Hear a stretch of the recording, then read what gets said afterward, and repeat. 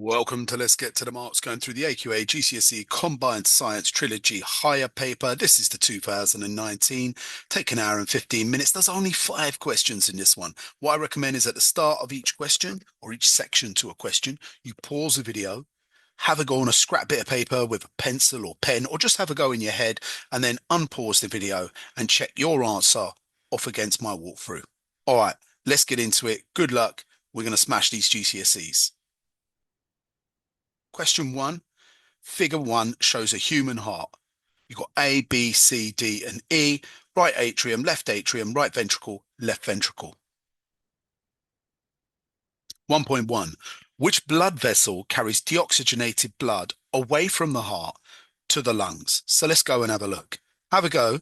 Is it A, B, C, or D? And then check off your answer.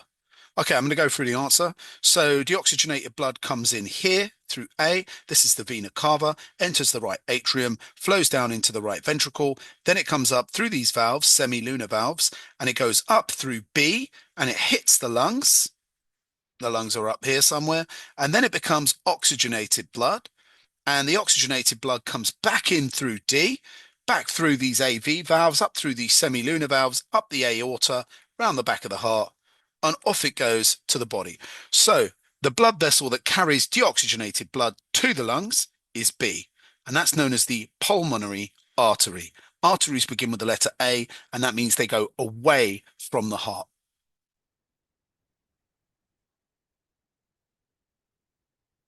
So there's the answer to the first one. The answer was B, and that will get you a mark.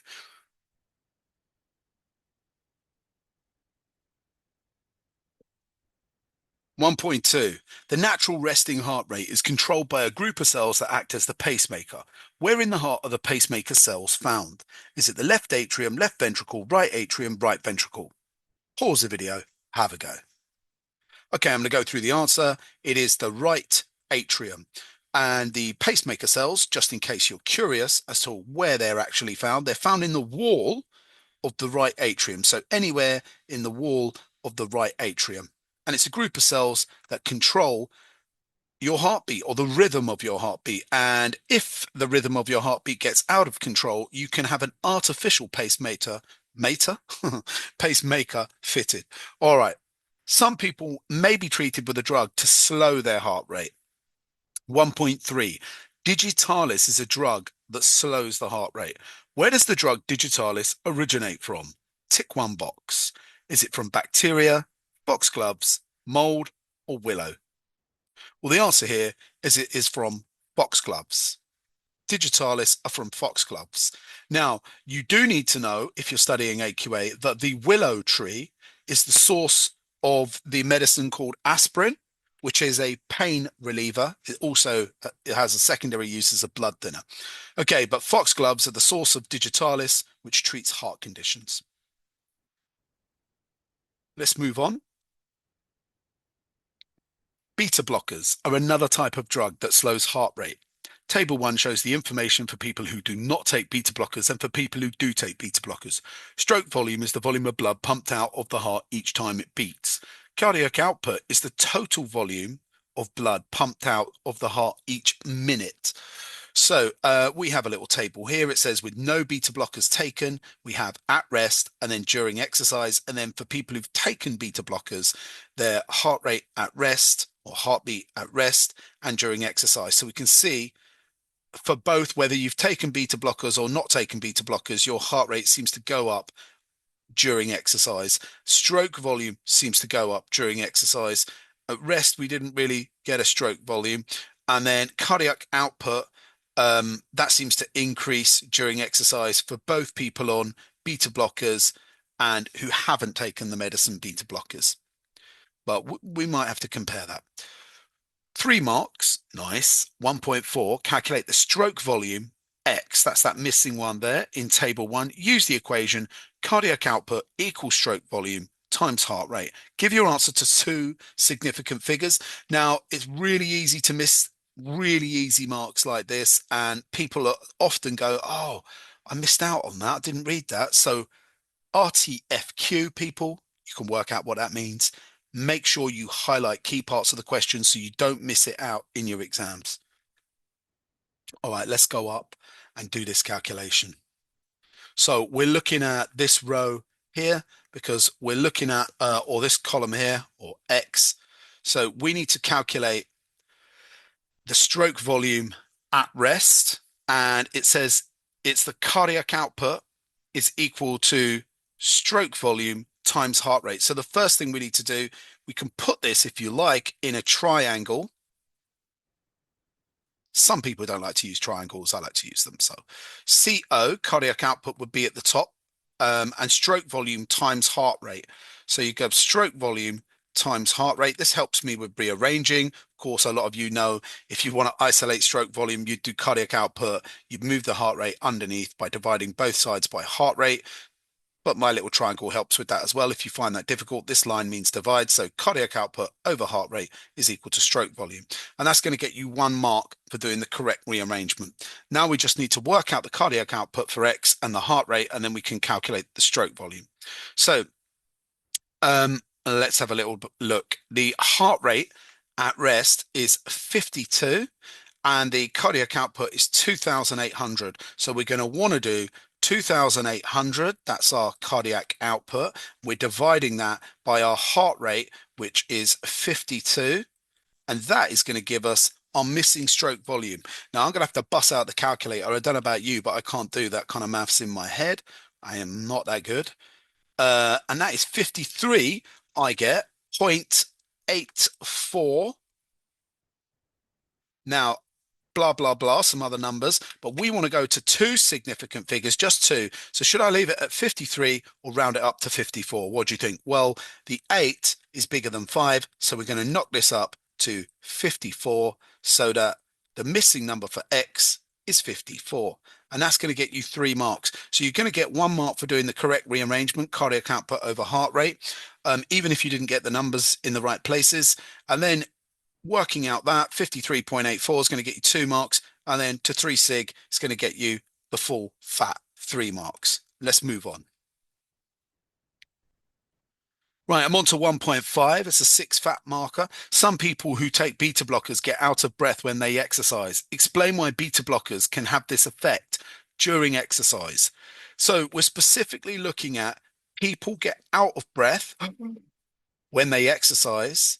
Explain why there's people who take beta blockers. Explain why they can have this effect during exercise. Refer to information in table 1. You have to use the info in table 1. Let's go check out that info and then get back on this question for 6 marks. You might want to grab a scrap bit of paper and see if you can write down 6 bullet points that might get you those 6 marks. We're specifically looking at people taking beta blockers for this 6 marker. So we want this information. And they specifically said during exercise. So you're really narrowing it down to people who take beta blockers during exercise.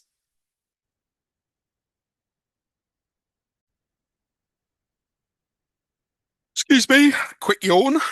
Okay, what we got going on here? Well, look at rest. What's happened at rest? At rest, your heart rate's lower. Then when you're exercising, the heart rate increases. What we want to say here is for the person taking beta blockers, yes, their heart rate increases, which is important because when we're exercising, we want to get down that we're contracting our muscles more, which needs more energy. So we need to do more respiration, which means we need more oxygen. So we need to increase our breathing rate.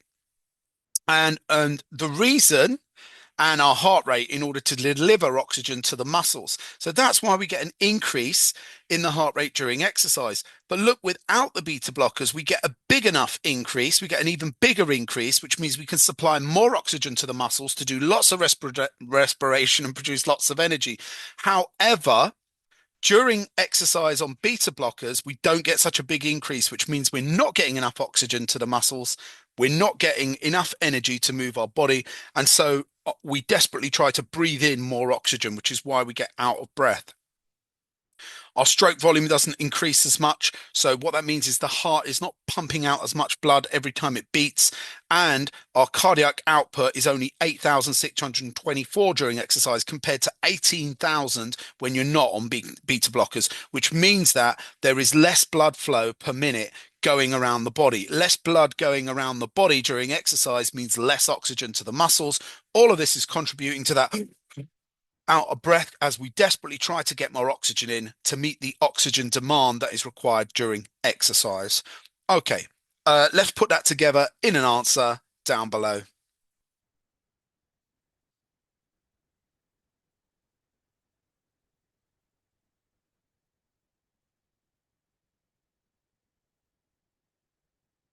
And these are the facts. Make sure you quote some of the data from table one.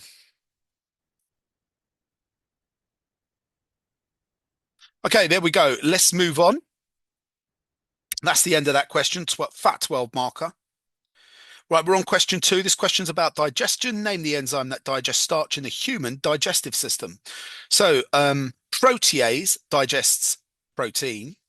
Lipase digests lipids. You would think that starchase digests starch. But actually, at a higher level, like at A-level biology, we don't call starch starch. Its proper name is amylose or amylopectin. And so the enzyme that digests starch is amylase, just like the enzyme that digests protein is protease. It's amylase. So amylase digests starch. There is a broad name for things that digest carbohydrates called carbohydrates, but we're looking for amylase. A student set up a model to represent the digestion and absorption of food molecules in the digestive system. Figure 2 shows the student's model. So here we've got a test tube. We've got some water inside the test tube. We've got a partially permeable tubing, and we've got starch and enzymes in here. And the water bath is being kept at 37 degrees. This is the method used. Fill a test tube with water at 37 degrees. Test the water for starch and sugar. Mix together starch and enzyme solution and immediately test it for starch and for sugar. Fill some partially permeable tubing with starch and enzyme mixture. Seal the tubing and place it in the test tube of water. Place the test tube in the water bath at 37. After 30 minutes, test the mixture inside the partially permeable tubing and test the water in the test tube for starch and sugar.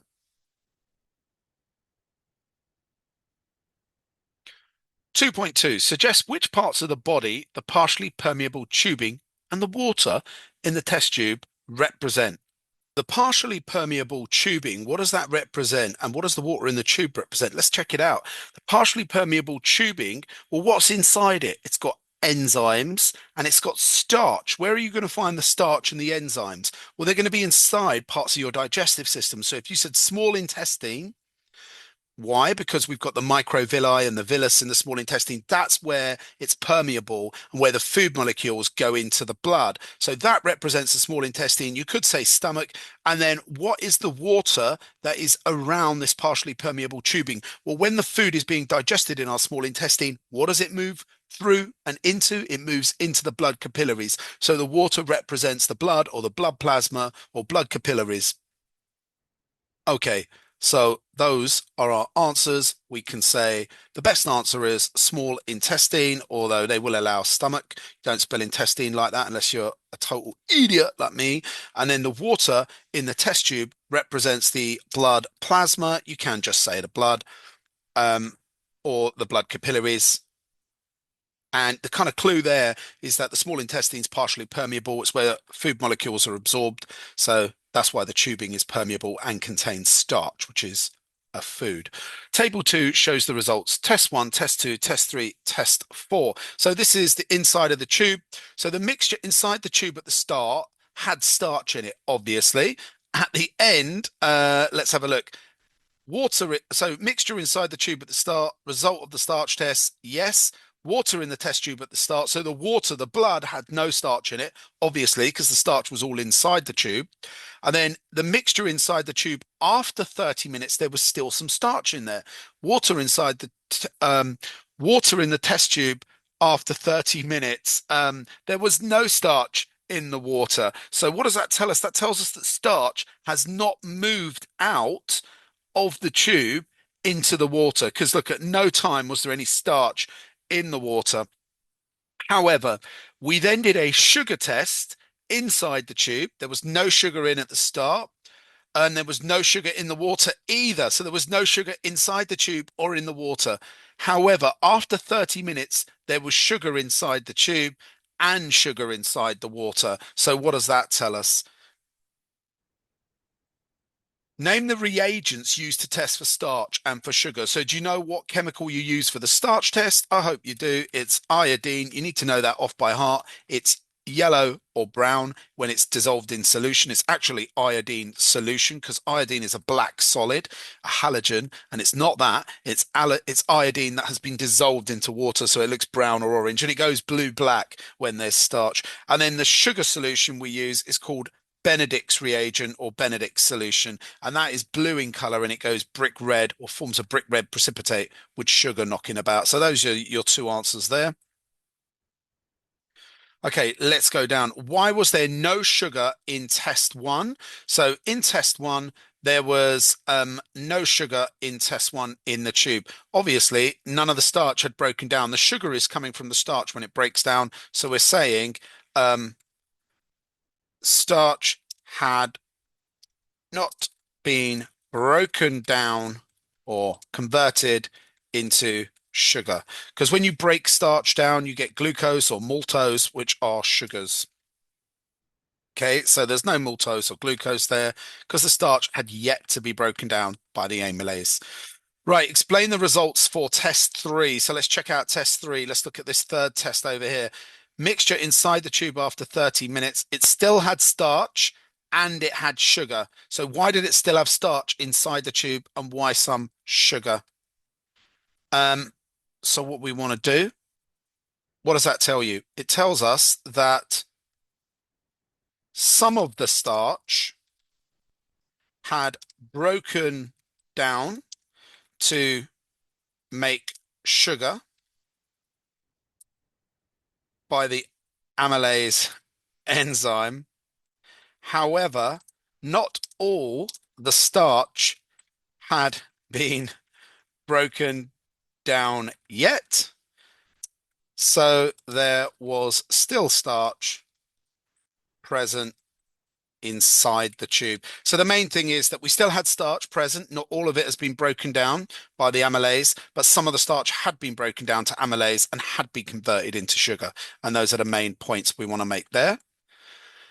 Let's zing to the next part of the question. 2.6, the final part. Explain the results for test four. Now, because it's an explain, you have to say why. You don't have to say what happened in test four, but the result of the starch test, there's no starch in the water, but there was sugar in the water. We need to explain that. So think about our tube over here. We know that after 30 minutes, this is my tube. We know after 30 minutes, let's pretend the X's are starch in my cool diagram. So X equals starch. And let's pretend that I'm going to have like orange circles equal sugar.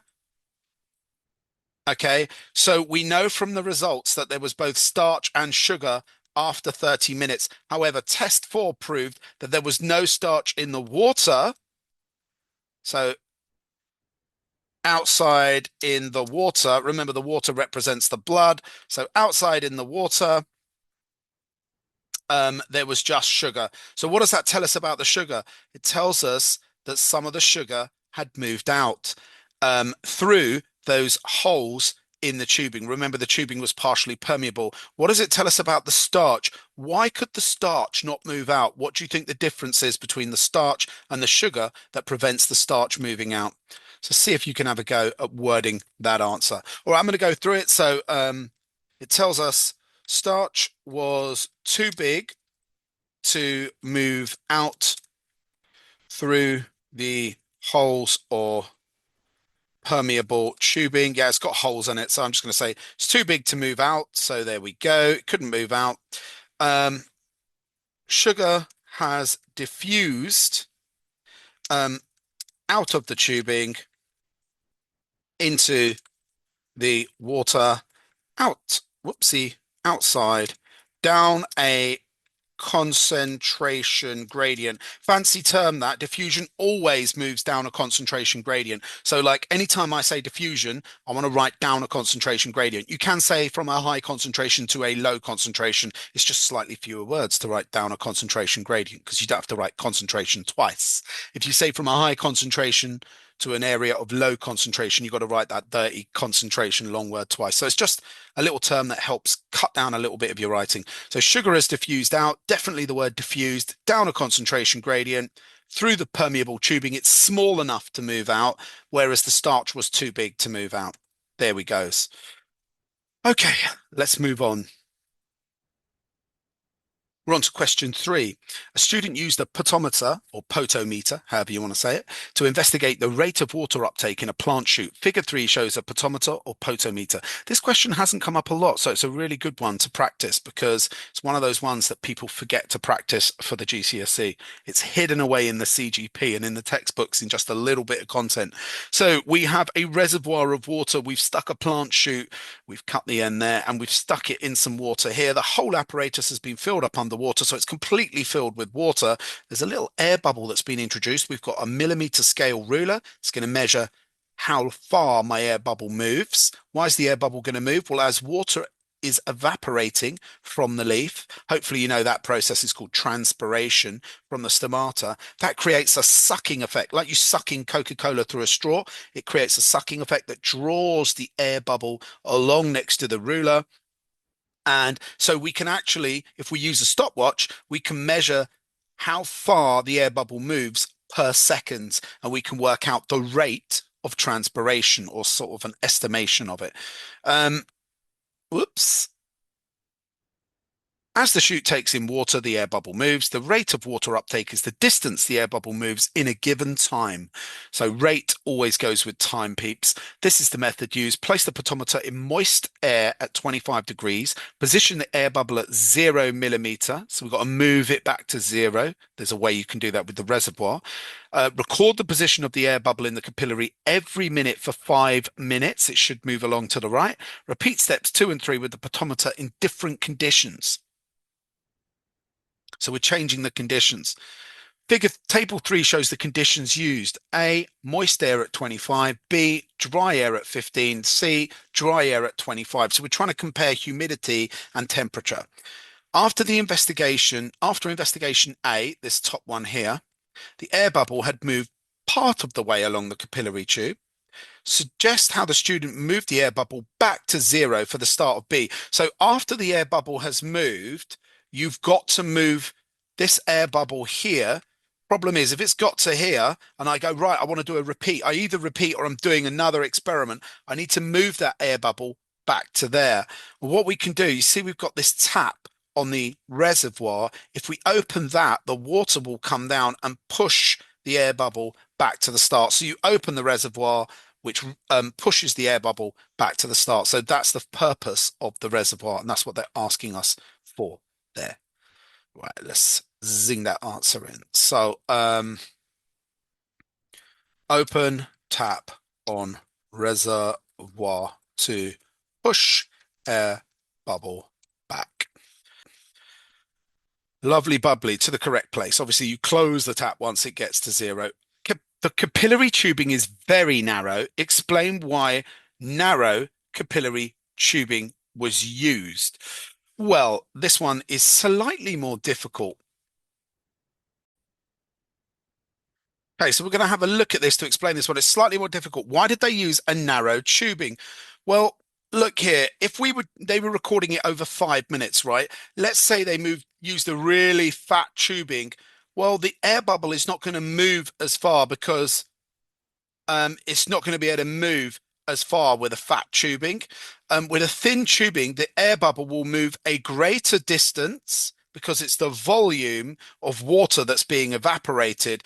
You'd need a lot of water to evaporate to move, for the enough water for a space to be created to make the air bubble get sucked along. So essentially, if you use narrow tubing, the air bubble is going to move a bigger distance in the same time. Why is that useful for people recording? Well, it means it's easier to see the change in the distance. I mean, if the air bubble only moves from 10 to 12 on here, it's very hard to measure it. But if in the same time, because you've used a real narrow tube, the air bubble gets sucked along 30 millimeters or 40 millimeters, that's a much easier change to read. So to make our measurements easier to read, it will also mean that the effect of error will be less. So it will make our measurements more accurate. So we can say all of these things to make the air bubble move further, to make it easier to read, to make our measurements more accurate. Let's zing down and slam that into the answers. So it makes the air bubble move further in the same amount of time. So the air bubble moves further in the same amount of time, which makes our measurements more accurate, makes it easier to read the change in distance. Okay. So all of those are points that are going to pick us up ticks, and hopefully we get two there if we said two of those three things. Okay, we've got a graph. Figure 4 shows the results for the investigation A, position of the air bubble in millimeters, so how far it's moved, and the time. We can see the air bubble is getting sucked along that narrow tubing that we were looking at. All the way along up to 5 minutes, it is moving. Nice. The cross-sectional area of the capillary tube was 0.8 millimeters squared. Calculate the rate of water uptake for the investigation in millimeter cubed. I don't know if you can see this. Let me zoom in. This is important. So they've given us the distance in millimeters squared, but they want us to get the rate in millimeter cubed per minute. This is very important. And in fact, sometimes you can just look at the units, and this is telling you exactly what you've got to do for your 3 marks. They want us to work out millimeter cubed for 1 mark, and then if you have a little look, there's a diagonal line there. They're telling you divide the millimeter cube by the minutes, and that's your answer. So always check the units. They want you to work out millimeter cube, then divide it by minutes. Now we've been given the cross-sectional area of the tube was 0.8 millimeter, so we need to turn that into the millimeter cubed.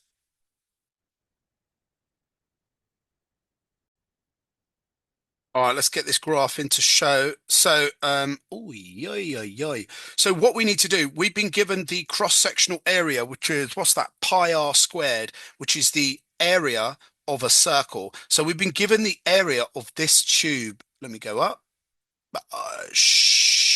Looby. We've been given the area of this. Remember, you're technically, that is a circular tube. Now, in order for us to work out the volume in millimeter cubed, I can do the area, which is pi r squared. They've already given us the cross-sectional area is 0.8. So they've given us that's 0.8. And then I need to times that, don't I, by the length or the height or whatever. So I'm going to times that by the length. So after 5 minutes, how far, how much volume did we have? And then we need to do it per minute. So let's go and check the graph, see if we can put that all together. Let's go back to the graph. So zing, zing, zing. I only need that bit in the graph there. So what I'm going to do, I'm going to find out after 5 minutes exactly how far it went. So after 5 mins, went up here, went across here. So after 5 minutes, it has gone 66. Is that 66 millimeters? Let's look. 2, 4, 6, 8, 50. 52, 54, 56, 58, 60. Yeah, 62, 64, 66. So our length is 66. So we have gone 66 is the length. That's the length. And what I need to do is the area times the length. The area of a cylinder times the length, which is the same as pi r squared. They've given us the area. So I want to do 66 times 0.8. And then I want to divide that by 5, methinks. Let's mash that in the calculator and see what we get. Calculate. Right, we should get 10.56. and that is millimeter cubed per minute. And they didn't ask, I've done it to 2DP. They haven't asked us for three significant figures or two significant figures. They haven't been specific. So go to something like two decimal places, 10.56 millimeter cube per minute. And there we go. Right, let's zing down. Next bit of the question, 3.4, table 4 shows the results from investigation B. They want us to plot this on the data above, and they want me to plot this on the data above and then draw a line of best fit. It's worth 3 marks, so that ain't too bad. Let's go up, plot this data on to the graph. You can just look at how I'm doing it because you might not want to try that on a piece of paper. So just look at how I plot the data on and then how we're going to draw the line of best fit. So let's put that data on. So 0, 0, I've got a plot point. And then at 1 minute, my plot point is 6. So that's 3 up. Each one of these is worth 2. So then at 2 minutes, I've got 16. So there's 10. There's 16. At 3 minutes, I've got 22. So I want to come up here is 20. And then 22 is just one of these, as each one's worth 2. Got a nice straight line going on so far. It's not going to stay like that. 4 and 30, so that is there. Oh, tell a lie, looks pretty good. And then 5 and 42, so there's 40, and there we go. So we can see that's a pretty straight line. So I'm not going to draw a curve here. You might be tempted, oh, look, it's going up, then down a bit, then up a bit. Let's just check that 3 minute one. That was 22, wasn't it? Yeah, so no, we don't need to do that. We're just going to go through close to as many points as possible. So I'd say about there. That's going to give me a pretty good line of best fit. So I'm going to get 1 for plotting the points, 1 for the line of best fit, or 2 for plotting the points, and 1 for the line of best fit. There's 3 beautiful marks. Okay. Now, the next question I'm going to go through is they've asked us for the next question, excusez-moi, to plot a line, sketch a line on here for an investigation that was done at 25 degrees and in dry air. So if we're using a higher temperature, this one, by the way, investigation B, this was investigation B, this one was done at a lower temperature. So I'm looking at what about investigation C was done at the high temperature like A, it was done at 25, but it was done in dry air. And in dry air, you're going to get a greater amount of evaporation because dry air causes more water to evaporate from the stomata. So I would expect a line for C going up like that. So any line above the other lines would be groovy, and that's going to get you 1 mark for that. Okay, now let's zing down and check out the last question on this question 3. So the last question is, the investigations were carried out in the daylight. The air bubble would not move if the investigations were done in the dark. Explain why. So what happens in the dark to plants and why does it happen? So let's think about plants, right? We've got a leaf, lovely leaf here. Look at this GCSE level 4 I got for art. So you got to be impressed, right? You can't guess why I got a level 4. Right. Normally in the daytime, sunlight shines. What do plants need? What's one of the limiting factors? They need carbon dioxide. How does the carbon dioxide get in? Those little holes on the bottom of the leaf open up, the ones we call stomata, and they let the carbon dioxide in. But as a side effect of that, water is able to evaporate, and that means you have transpiration, and that's what sucks the bubble along in our potometer experiment. Now imagine we have no sun. If there is no sunlight, because it's nighttime, so nighttime, no sunlight. So no, what's that process? Photosynthesis.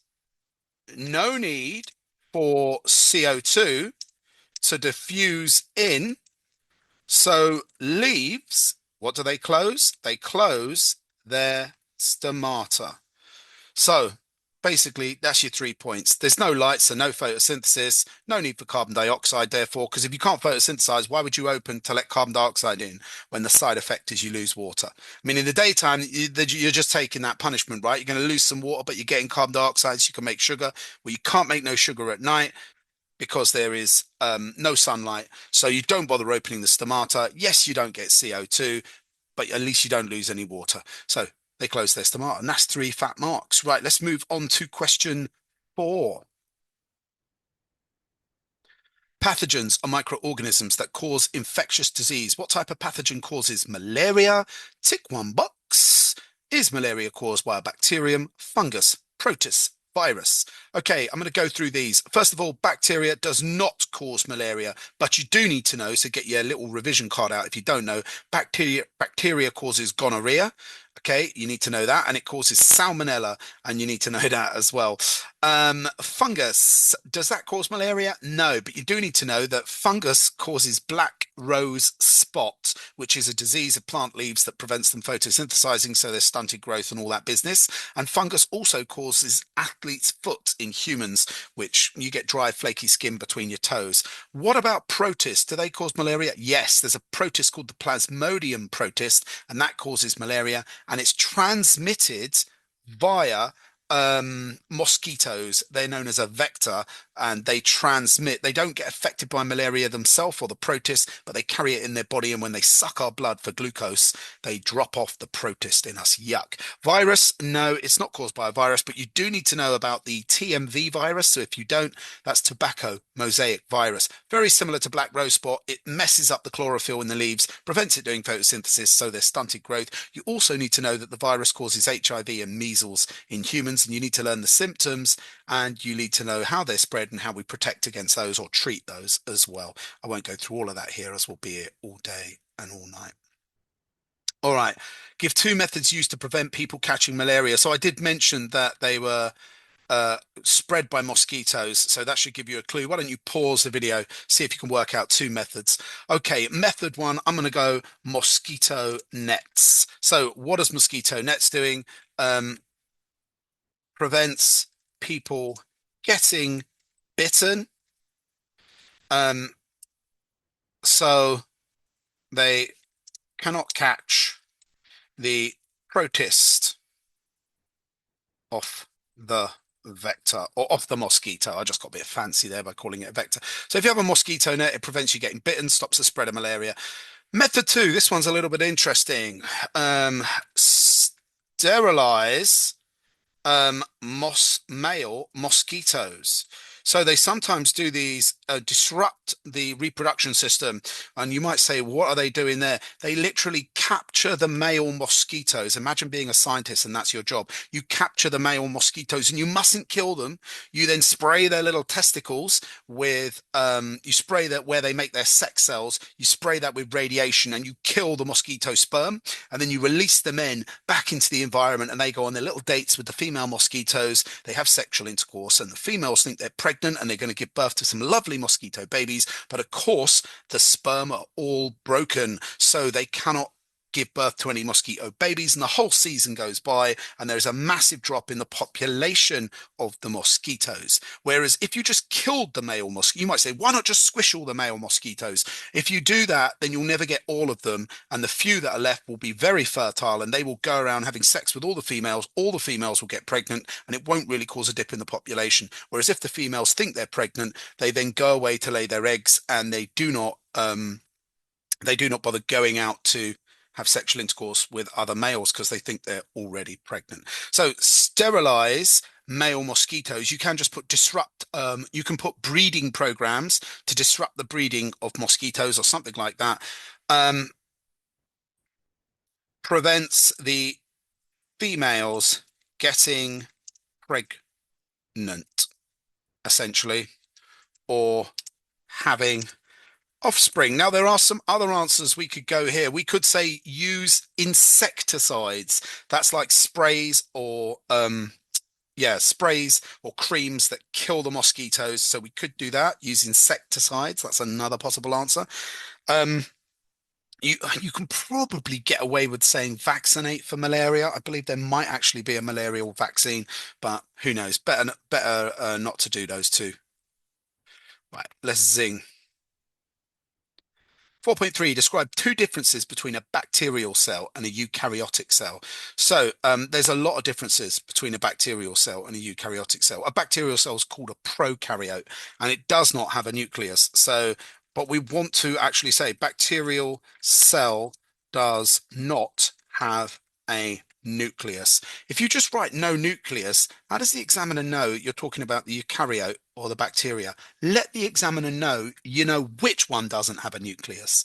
So say bacterial cell does not have a nucleus. We could have also said bacterial cell has circular DNA. You might be like, well, what does that mean? That means in the bacteria, its DNA is like this, looped into a giant circle where it's connected at two ends, and it's kind of like a shoelace tied at both ends and just left. Whereas in eukaryotes, our DNA is, of course, you guys probably know from the B2 part of the exam, it's in a double helix like that, and it's not connected at the end. So eukaryotic plants, animals, fungi, their DNA is like this. Bacteria DNA is a loop or a circular bit of DNA. We could have also said plasmids. We could have also said a cell wall that has a glycoprotein in it, but yeah, that's getting a bit too complicated. I reckon donut does not have a nucleus and has circular DNA is decent. Right, let's move on. Or DNA floating in the cytoplasm. You could have said that as well. Okay, a scientist investigated the population growth of bacteria in a culture solution. At the start of the investigation, the culture solution contained all the nutrients the bacteria needed. The scientist determined the number of living bacterial cells in the solution every hour over 2 days. Figure 5 shows the apparatus used. We've got the culture bottle, cap with air holes, culture solution. Describe why there are air holes in the cap. So if I've got some bacteria in here, why have I put air holes in there? What chemical do they want from the air? So they can get oxygen. And just for extra measure, why do you think things want oxygen? The only reason any living thing needs oxygen is so they can do aerobic respiration. You probably get the mark for just saying respiration. Always better to say if it needs oxygen, it's going to be aerobic respiration. So I think either of those to get oxygen or for aerobic respiration is good, or both. I'd go with both.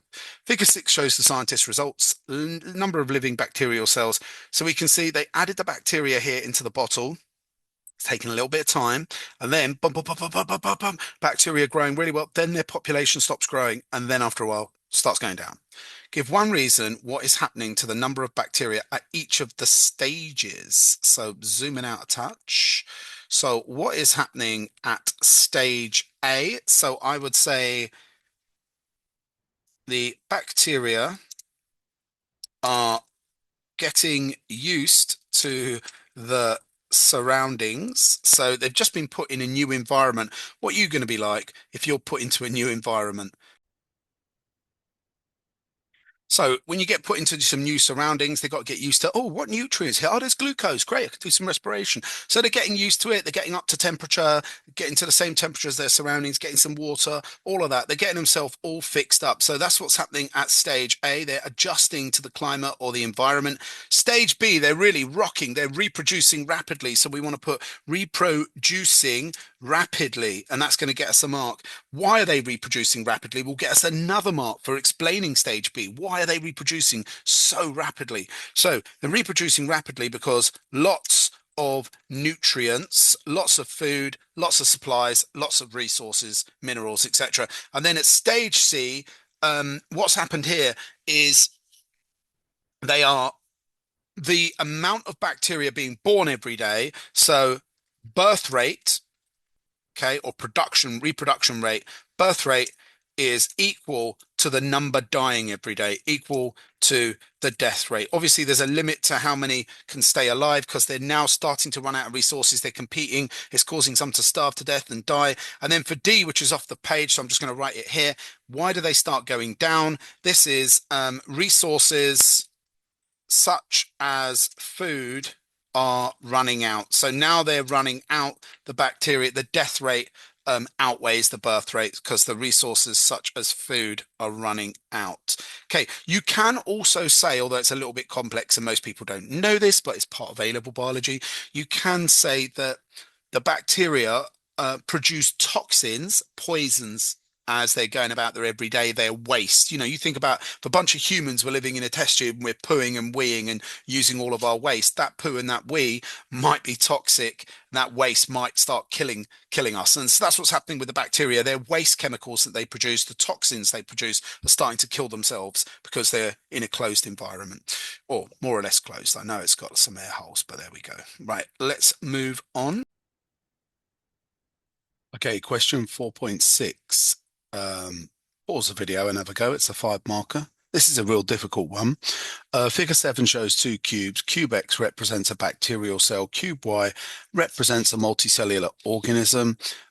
We've been given the length of one side of each cube. A bacterial cell can absorb all the nutrients it needs through diffusion alone for its outer surface. Explain why the multicellular organism cannot absorb all the nutrients it needs by diffusion through the outer surface. You must include some calculations. So you're going to get 3 marks from calculations, although the calculations are quite difficult because of the numbers. So I'm going to go through it with you. So essentially, we need to work out the surface area to volume ratio, the surface area and the volume of each cube, and that will get you 2 out of the 5 marks. So you got 0.0002. Now that is the length of one side of X. Of course, if we want to find the area of one side of X, we're going to square that. And then that will give us the area of one side then times 6. And if we do that, you're going to get in your calculator 2.4 times 10 to the minus 7. So that is the surface area. And next you want to calculate the volume. And the volume is going to be 0.0002. And this time you're going to cube it or just times it 3 times by itself. So, and when you do that, you're going to end up with 8. That is going to equal 8 times 10 to the minus 12. So that's 8 times 10 to the minus 12. Now those are huge numbers, so we want to simplify that ratio. That is going to have scored you 1 mark for doing that. Okay, and this is, of course, this is, hold on, hold your horses. This is for cube X. I'm just putting this down. This is cube X. And this is going to have scored you a mark. You can then simplify the ratio, but we'll do that after we do cube Y. Let's do cube Y. So I'll do cube Y over here as well. So cube Y. Now for cube Y, you want to do the same thing. So 11 squared to find the area of one side of the cube, then times 6. And if we do 11 squared times 6, we're going to get 726. And that is the surface area. So the surface area is 726. And then we want to express it as a ratio as well, which I didn't do above, so I should have done that above. And we want to do 11 cubed, and then I'm going to get 1,331. If I do 11 times 11 times 11, that's 11 to the 3. And now I've got my surface area to volume ratio like that. And this one, cube X, has a surface area to volume ratio of 2.47 times 10 to the minus 4, which is really long to write out. 2.4 times 10, sorry, to the minus 7. And I'm doing that to 8 times 10 to the minus 12. And that is definitely going to have scored us 2 marks for these calculations. There's one more calculation we can do to simplify that, because these are such huge numbers here that like 726 to 1331. That's about half. So, and then these are really, really small numbers, but there's so many zeros. So what I'm going to do is I'm going to take it over and simplify that. And if you can do that, which is probably the hardest bit so far, you're going to get a lot more. Well, you're going to get another mark. So this is 7 zeros. 1, 2, 3, 4, 5, 6, 7, and that is 2, 4. Now, if we take the smaller number, which is the 12 zeros and an 8, oh my days. So 0.00000000, oh my days, 0.0008. If we divide that by that, we're going to get 33 30,000 as the surface area of cube X. So the surface area of cube X, the bacteria, is 30,000, and it is to its volume, which is going to be 1. Why is it going to be 1? Because I'm basically going to do 8 times 10 to the 12 divided by 8 times 10 to the 12 and get 1. Okay, that's the same. What I've done here is the same as saying 2.4, which is easier to do that in your calculator, to be honest, times 10 to the minus 7. And I've divided that by 8 times 10 to the minus 12. Okay, so 2.4 times 10 to the minus 7 divided by 8 times 10 to the minus 12. Why have I done that? And then how did I get the 1? To get the 1, I've done 8 times 10 to the minus 12 divided by 8 times 10 to the minus 12. So what we can do now is cube X over here. We've made the ratio so that, why do we bother doing that? It makes it easier to compare the two ratios. So look, if I do the same with cube Y, it's going to make it a lot easier to compare because they're both going to be to 1, whereas this was 726 to 1331 and 2.4 times 10 to the minus 7 to 8 times 10 to the minus 12. I'm now putting them into whole numbers to 1 kind of thing. Well, not really whole numbers to 1, but yeah. I'm going to divide both of these by the smallest as well. So I'm going to do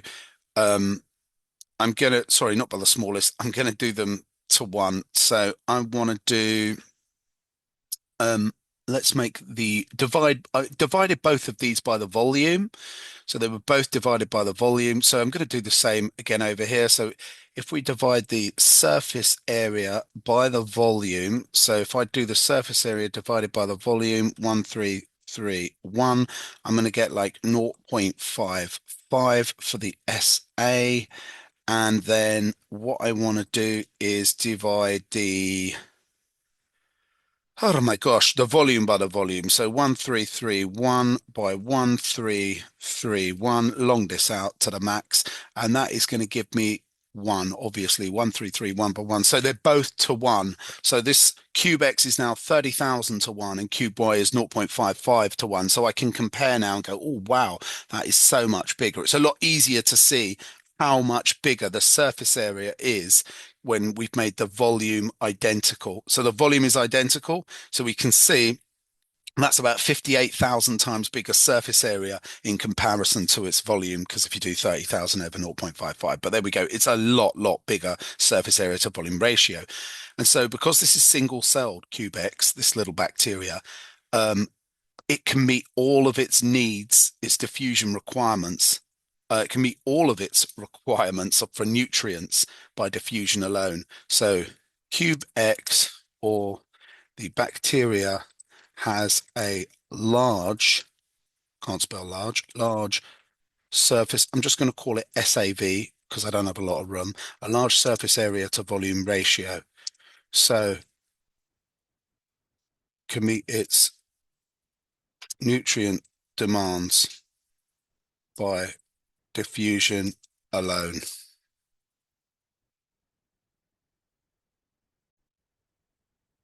So that's going to get us another mark just for saying that the bacteria has a large enough surface area to meet its nutrient demands by diffusion alone. Whereas, so this simplifying of the ratio as well, sorry, I forgot to say, this is the third lot of calculations, which is the hardest lot. That will get you the third mark. That's the fourth mark.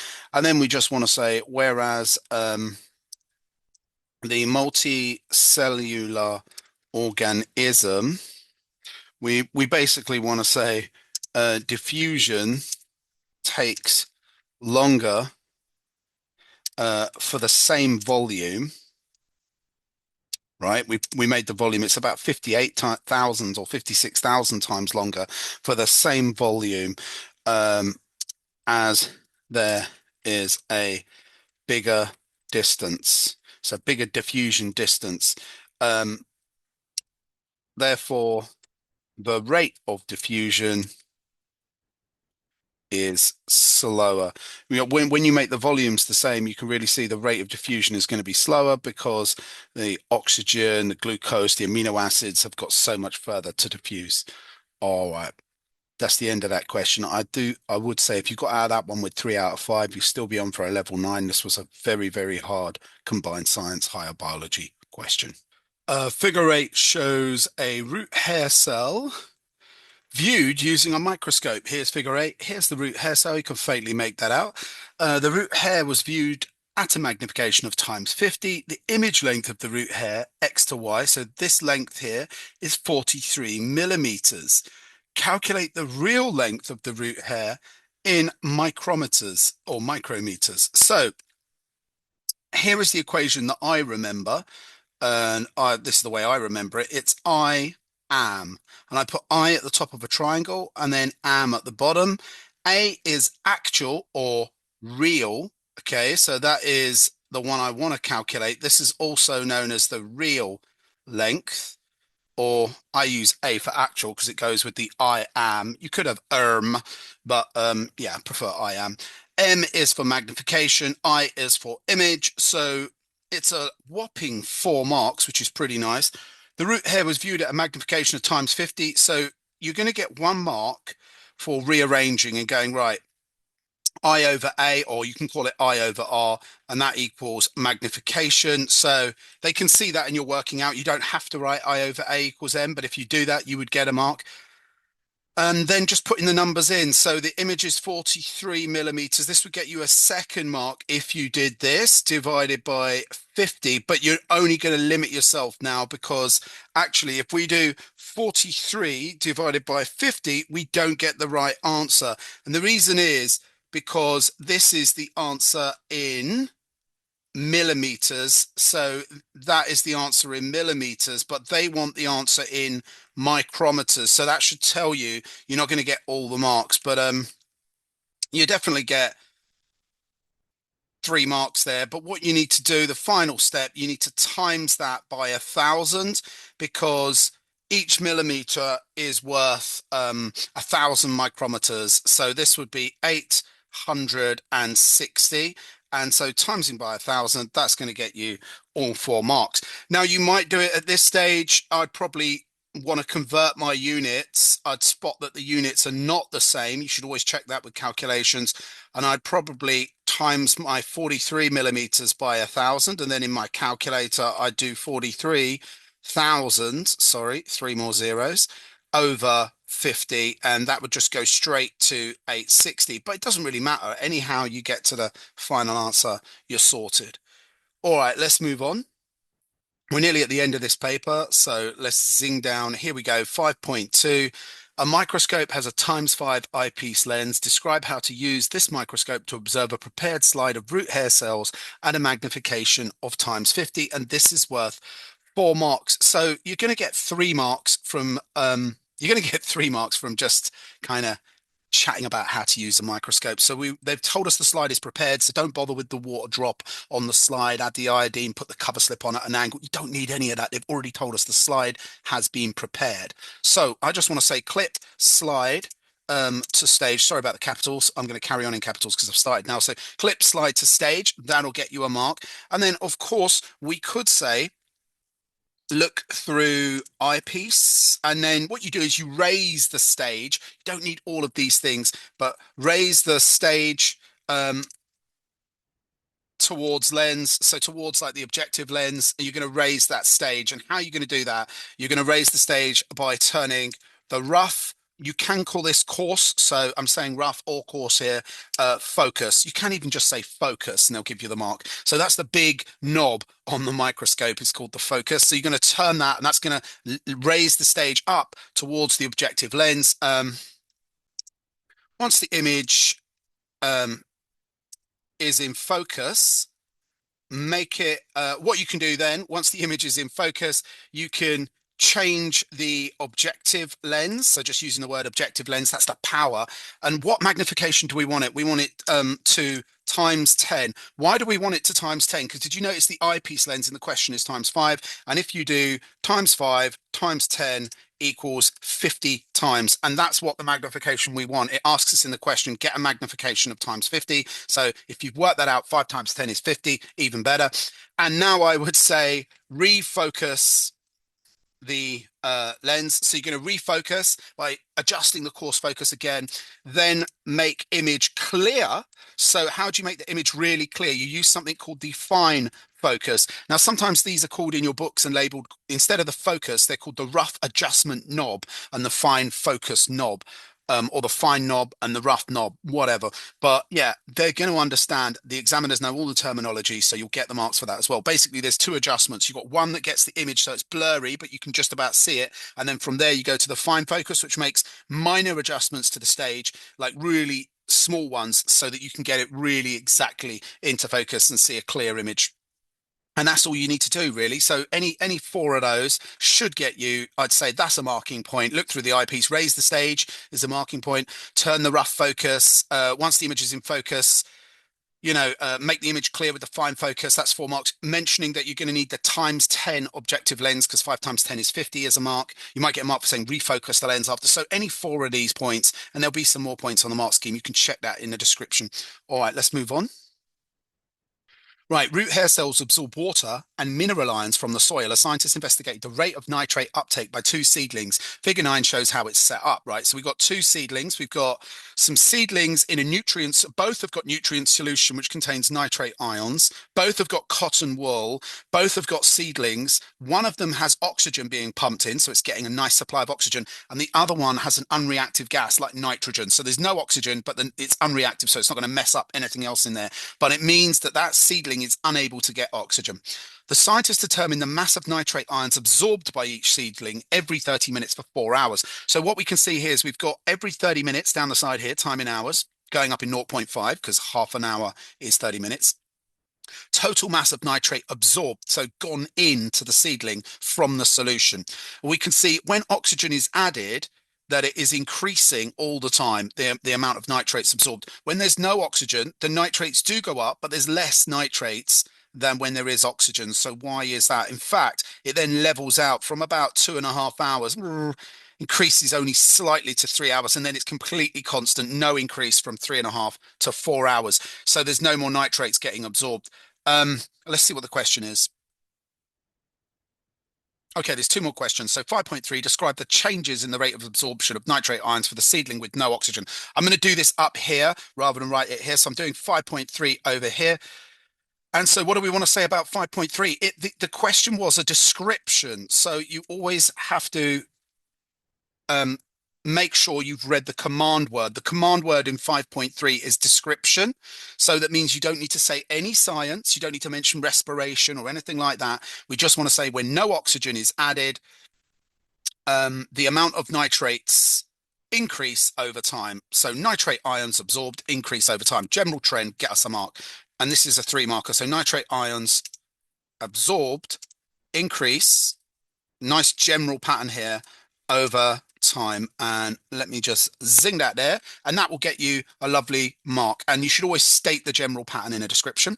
And then we want to say, when is the fastest amount of increase? It goes 60 to 35, 105, it's going up by like 10, then it's going up by 5. Actually, right here, when it goes 0 to 60. So we want to say highest rate of increase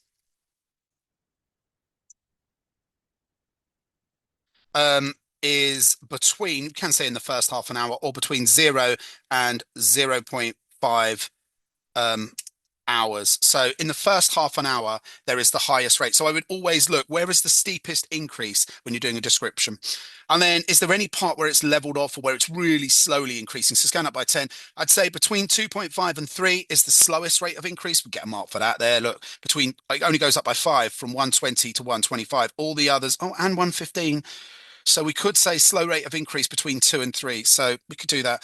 I'm going to say slowest rate between, what are we going to say, 2 to 3 hours.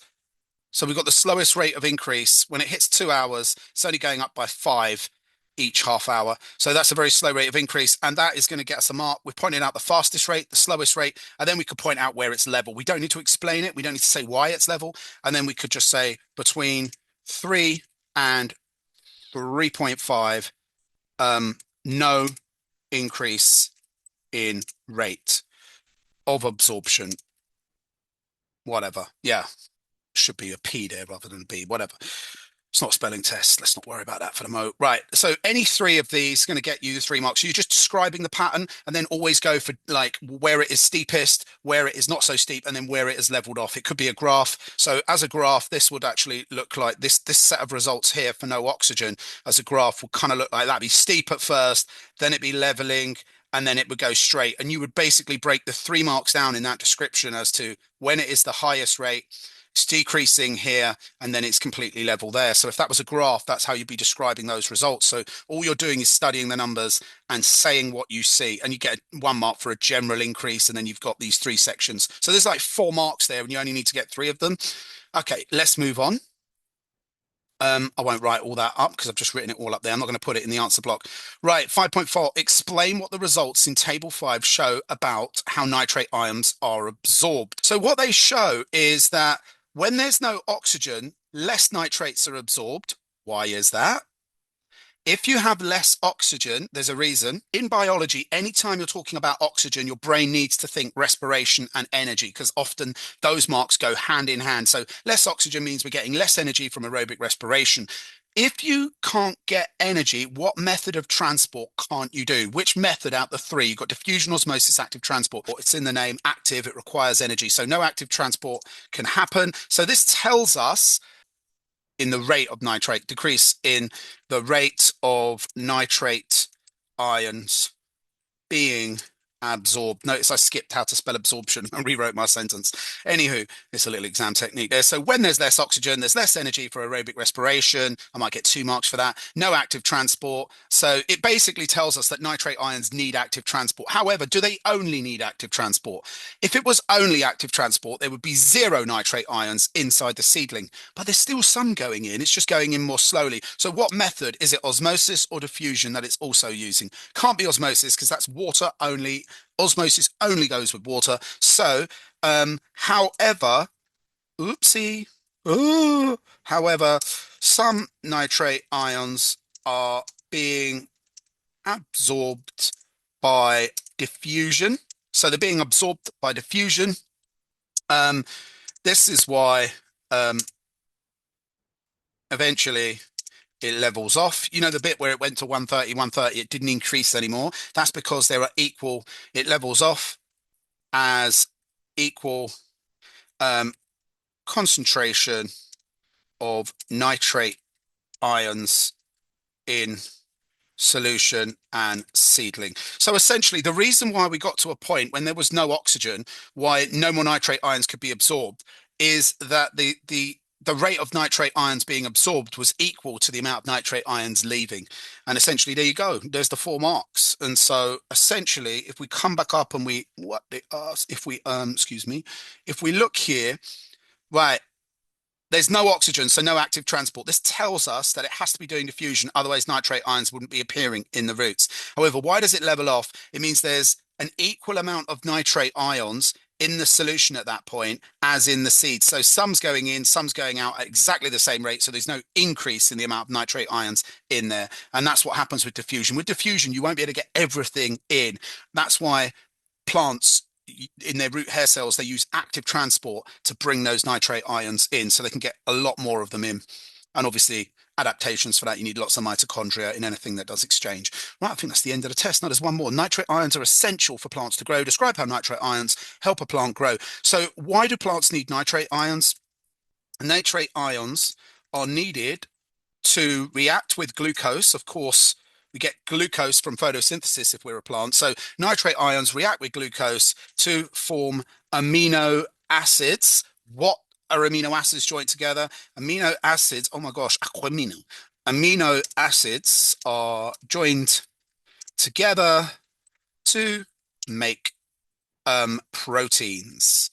We can say proteins are needed for growth and repair. So without nitrate ions, we can't join the nitrogen atoms with glucose to form amino acids, which can be joined together to make proteins, and proteins are needed for growth and repair. If I want, I can say nitrate ions are needed to react with glucose as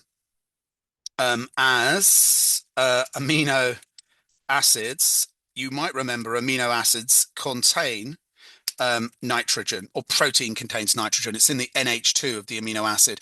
Anywho, that would definitely get you 3 fat marks. So there we go. That's the end of the test. Don't forget sharing's caring. Hit the like, punch up the bell, subscribe. Let's get to the marks. Exams are coming. Get revising. Work through all the walkthroughs. Good luck.